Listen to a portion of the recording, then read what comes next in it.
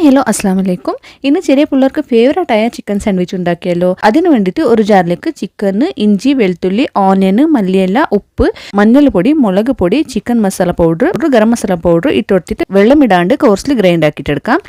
ഇതുപോലെ നെക്സ്റ്റ് ഇതൊന്ന് medium thin സൈസുള്ള പാറ്റീസ് ഉണ്ടാക്കിയിട്ട് രണ്ട് സൈഡും ഗോൾഡൻ കളർ വരുന്ന വരെ ഷാലോ ഫ്രൈ ആക്കിയിട്ട് എടുക്കാം. നെക്സ്റ്റ് ഒരു ബ്രെഡ് പീസിന്റെ മുകളിലേക്ക് കുറച്ച് butter, green chutney, cucumber, carrot, onion, capsicum, tomato, ഇഷ്ടമുള്ള ഏതും വെജസ് ഇട്ട് കൊടുക്കാം. പിന്നെ chicken patties, tomato sauce, mayonnaise, tandoori mayonnaise optional ആണ്.